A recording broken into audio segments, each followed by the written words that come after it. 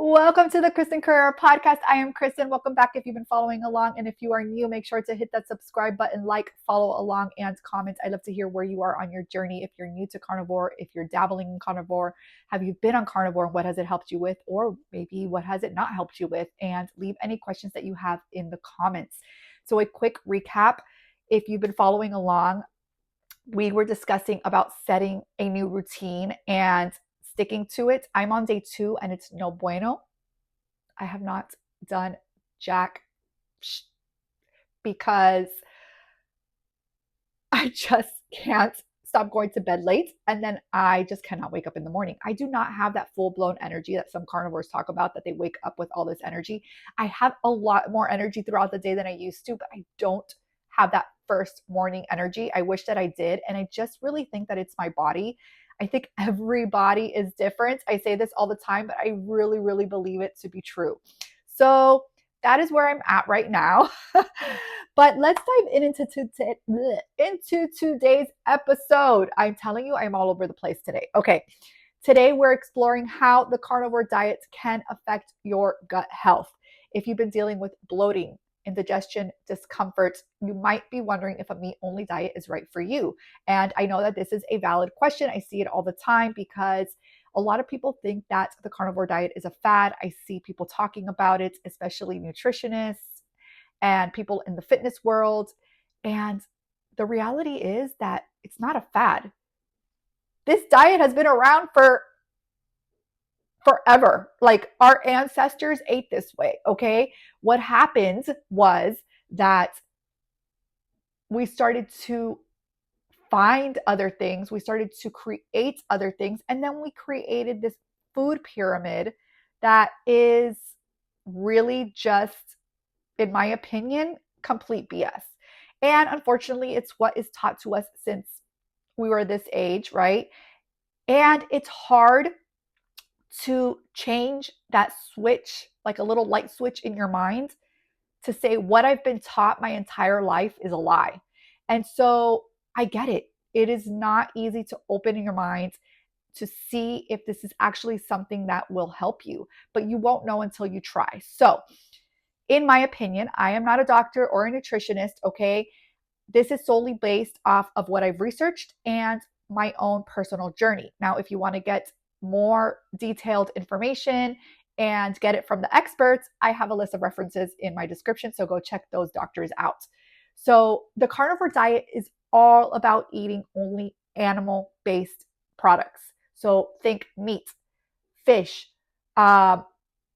anything that is animal-based, eggs, dairy limited if depending if you can handle dairy. If you cannot, then do not have dairy.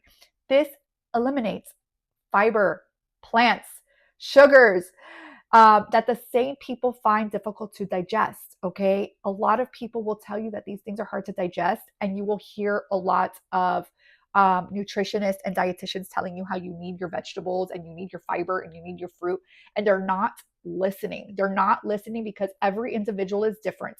So yes, this person over here, maybe they thrive on fruits and vegetables, maybe, okay? I'm giving them the benefit of the doubt. But then there's the people over here like me, if you're like me, where these vegetables are doing you more harm and they're not listening. They think that it's BS, or they think that we're exaggerating, or that it's something else. No, I've tested it. I've tested it even reintroducing certain fruits like pineapple, and I literally get inflamed and anxiety. So you need to listen to each individual. Everybody is different, okay? So here are a few benefits. I'm only listing a few. This is just a few out of the so many benefits that you can get from a carnivore diet. Number 1, less bloating. Many people who switch to the carnivore say they feel less bloated after meals. And this could be because you're removing foods that cause gas and discomfort. Like broccoli or cabbage or beans. Could be. I ate more vegetables than red meat, and I was always so bloated. My microscopic colitis was always being triggered, And I could not figure out why I was not feeling better if I was eating more vegetables, because I was told to eat more vegetables. So again, my journey, that's me, but I'm letting you know what happens. And if you do a little bit of research, you'll also hear how carnivore may cause less bloating. Benefit number 2, improved digestion? Question mark. Yes, improved digestion. Without the fiber and the plant compounds that some individuals can't tolerate, digestion can become smoother. Microscopic colitis over here. For,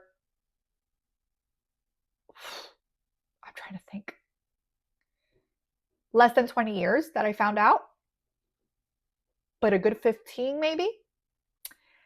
And I will tell you that it was a rocky road starting on carnivore, which is normal for anybody. Even if you don't have microscopic colitis or IBS or anything, your body is fat adapting, and you have to get used to eating this way. And then when I was starting to get normal, I went lion diet, and that just messed up my stomach more because I was eating way too much fat. So every individual is different, right? I'm going to say this over and over again, because in a lion diet, you need to eat more fats. You're eating just tallow and butter with your meats. The tallow was too much for me with the already fatty meat. And so it would just trigger my microscopic colitis, and it was just watery stool, really, really bad.